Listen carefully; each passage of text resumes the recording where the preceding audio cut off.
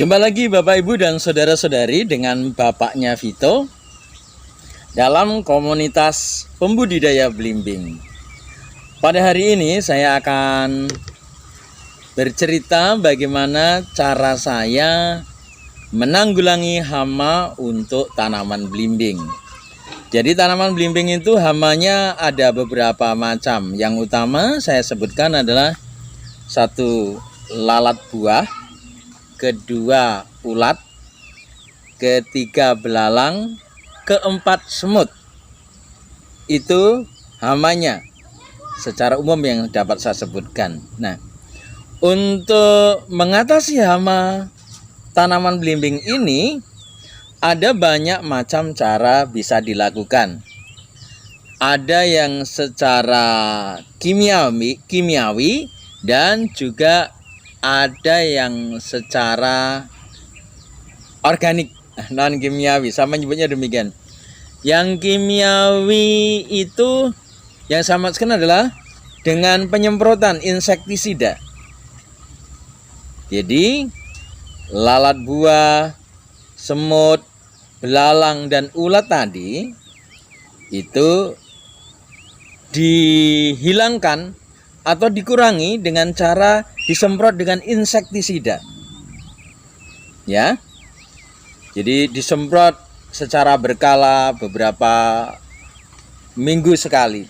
Sementara saya memilih yang secara organik, secara non kimiawi gitu ya. Walaupun tetap menggunakan bahan kimia. Jadi memang ada semacam multitafsir sebenarnya. Cuma saya tidak menyemprot belimbing-belimbing ini dengan insektisida. Saya hanya menggunakan atraktan. Jadi untuk semut saya biarkan, cuma saya bersihkan di bawah belimbingnya saja. Di bawah belimbingnya saya bersihkan, lama-lama semutnya juga berkurang sangat drastis. Untuk ulat saya membiarkan burung-burung bermain-main di sekitar kebun ini. Burung-burung itulah yang kemudian menjadi predator untuk ulat dan belalangnya. Sementara untuk lalat buahnya karena terlalu kecil, saya menggunakan lem. Jadi lem lalat buah. Lem ini juga biasa digunakan oleh para petani yang menanam sayuran. Saya sebelumnya, dulu kan saya menanam sayur. Jadi sebelum kebun ini berubah menjadi kebun belimbing, ini adalah kebun sayur di mana saya menanam berbagai macam sayuran. Saya menggunakan lem lalat buah dan juga hormon petrogenol untuk menjadi bahan untuk membuat perangkap lalat buah. Keuntungan yang saya dapatkan adalah belimbing-belimbing ini segar, tentu saja ya. Jadi residu insektisida itu hampir boleh dikatakan tidak ada. Jadi sangat sehat belimbing-belimbing di tempat saya ini. Karena yaitu tadi tidak pernah saya semprot dengan insektisida. Memang berbiaya mahal, tetapi demi kesehatan itu saya mengambil resiko itu. Mari kita lihat bagaimana perangkap-perangkap lalat buah itu bekerja.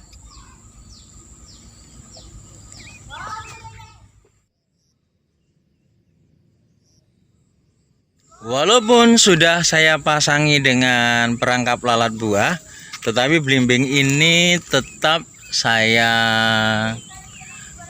bungkus untuk menghindari hama belalang. Nah, ini dia. Ini contohnya dari perangkap lalat buah. Wah, sudah banyak sekali nempel di sini. Ini nanti bahannya akan saya jelaskan ya. Ini nempel di sini. Lem lalat buah.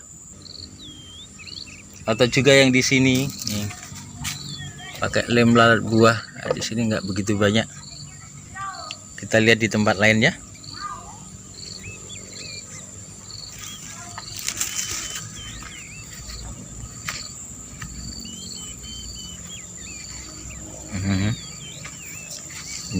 Jadi masih saya bungkus untuk menghindarkan buah-buah ini dari belalang. Wow, yang ini lihat nih. Wih, ada 25-an nempel di sini. Ini lihat. Terlalu dekat nggak bisa fokus ya. Ini lalatnya nempel. Nah, pakai botol marjan. Jadi belimbingnya walaupun sudah dipasangi perangkap lalat buah, tetap saya bungkus untuk menghindarkan dari belalang. Nah, ini pada nempel lalatnya. Lihat, nah, buahnya cukup banyak. Ini juga banyak. Tampaknya lebih dari 30-an lalat buah berada di sini. Nempel di sini. Ini cukup efektif saudara-saudari. Jadi jarak satu dengan yang lain sekitar 10 meter ya. Nah, ini lalat buahnya pada nemplek, lengket di limnya. Wah, sayang lalat buahnya nggak bisa dimakan ya. Nah, belimbingnya pendek-pendek ya, masih pendek, hampir menyentuh tanah. Ini tuh di sana belimbingnya baru kembang ya, ada yang sudah tua, ada yang kembang.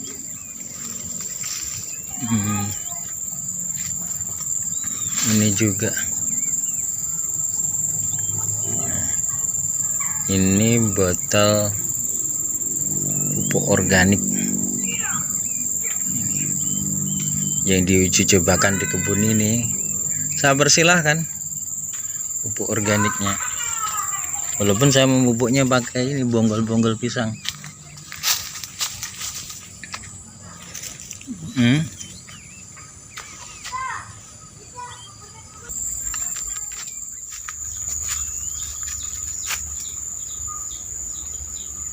Ada yang nempel.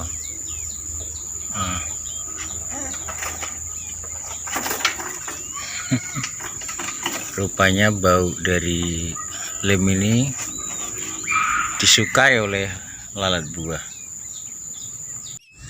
Bapak Ibu mungkin sudah tidak sabar ya. Pertanyaannya adalah bahan dan alat apakah yang dibutuhkan untuk membuat perangkap lalat buah ini. Kedua, bagaimana cara memasangnya. Dan yang ketiga, seberapa besar efektivitasnya. Dan yang keempat, bagaimanakah hasilnya. Yang jelas pertama bahannya adalah kita harus beli lem lalat buah. Kalau saya menggunakan di sini Carina Trap, perangkap serangga terbang. Dulu saya menggunakan Petrogenol ya, karena saya sudah tidak menyimpan lagi botol plastik bekas sosis itu, jadi saya menggunakan yang lem, jadi dioleskan di luar seperti itu. Dan yang kedua adalah botol bekas. Saya menggunakan botol bekas sirup. Biasanya saya menggunakan botol-botol air mineral plastik yang 600 ml atau yang 300 ml itu. Tetapi karena saya tidak mencarinya, saya menggunakan yang ada di dekat rumah itu. Salah satunya ini adalah bekas botol sirup marjan. Iya, nggak apa-apa kan? Saya sebutkan ini bekas botol sirup marjan yang biasa digunakan sama Vito untuk membuat minuman ya. Ini. Dan yang ketiga adalah tali raffia. Ini adalah tali pengikat wadah telur atau karpet telur. Tali raffia bekas pengikat karpet telur. Biasanya mamanya Vito kalau ke pasar kan beli telur diikat pakai seperti ini. Jadi 3. 1. Lem lalat buahnya mereknya apa saja, harganya di kisaran 25.000 sampai 60.000. Tanyakan saja kepada penjualnya ya. Kedua adalah botol bekas, bisa botol kaca, bisa botol plastik, dan ini tali rafia. Pertama ya kita tali aja ini. Kita tali aja leher botolnya ini. Nah, kita tali begini, ser. Ini dah. Ini botolnya. Lalu kita buka. Ini sudah saya pakai ini. Nah, ada yang nempel. Lihat Bapak Ibu, betapa sederhananya cara membuat perangkap lalat buah ini. Nah, berdasarkan dari pengalaman, lem lalat buah itu kalau digantungkan pelan-pelan dia akan mengalir ke bawah. Karena gaya gravitasi kan dia mengalir ke bawah. Jadi kalau saya hanya mengoleskannya di atas ini aja, melingkar di atas agar nanti dia pelan-pelan meleleh ke bawah dan tertahan di sini, tidak menetes ke bawah. Kalau menetes ke bawah kan mubazir, karena kemudian bersatu dengan tanah mubazir. Jadi cukup saya oleskan di leher botolnya saja, seperti ini, lihat. Nah, dia nanti akan turun dengan sendirinya.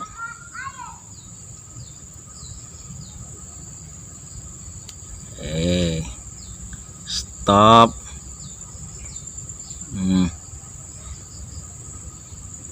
Lihat Bapak Ibu, saya kelilingkan.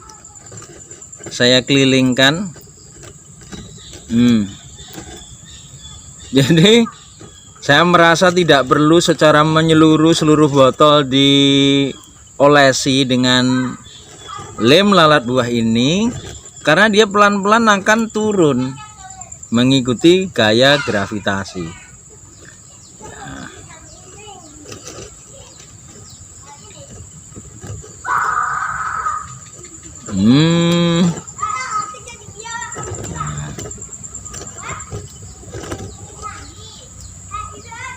Oke, jadi dia. Lalu bagaimana cara mengaplikasikannya di pohon belimbing? Kebetulan di belakang ini ada pohon belimbing. Saya akan langsung pasang aja ya di sini. Nah, biar kelihatan dari situ atau di sini. Oh, di sini aja.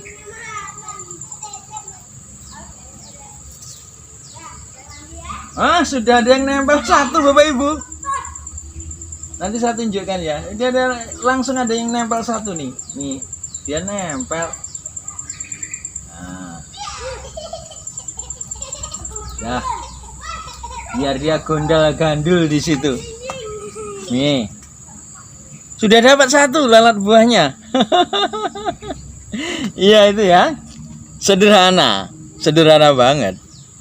Dan ketiga tadi tentang apa ya? Efektivitasnya. Ya, efektivitasnya begitu dipasang, kalau memang banyak lalat buahnya, aroma dari lem lalat buah ini merangsang, menarik perhatian dari lalat buah, dan ketika dia nempel plek itu ya sudah, dia akan nempel di situ sampai mati.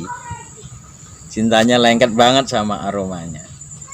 Lalu kalau tanaman belimbing kita ini dirawat sedemikian rupa, hasilnya pun tentu saja tidak mengecewakan. Di Bengkulu tempat saya berada ini masih sangat jarang orang membudidayakan belimbing. Jadi permintaan akan belimbing itu inden-inden terus seperti itu ya. Jadi kami hanya memetikkan belimbing yang memang sudah layak petik atau sudah matang. Jadi saya minta yang belum kebagian menunggu. Dan buah belimbing ini adalah salah satu buah yang hampir tidak ada yang terbuang, hampir tidak ada yang buang. Jadi kalau misalnya Bapak Ibu beli 1 kilo belimbing, kalau di jus kalau ditambah dengan air sedikit itu mungkin malah bisa bertambah 1 kilo 1,05 kilogram malah kalau mau ditambah air. Nah, ini contohnya jus belimbing, minuman sehat ala bapaknya Vito yang selama ini selalu saya tawarkan bagi Bapak Ibu. Belimbing-belimbing dari kebun Bapak Vito ini adalah belimbing-belimbing yang dirawat dengan serius dan sangat menghindari penggunaan insektisida.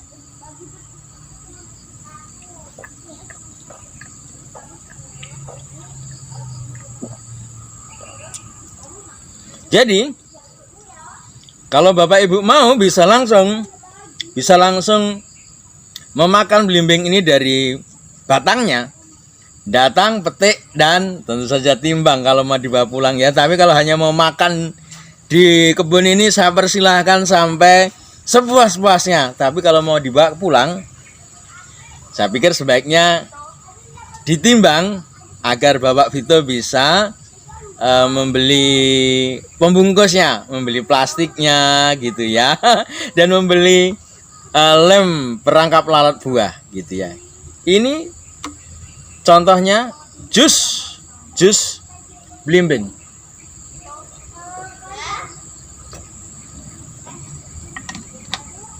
Jus belimbing sangat dianjurkan bagi Bapak Ibu yang mengalami tekanan darah tinggi atau yang ingin mendapatkan asupan vitamin C secara alami dari buah-buahan.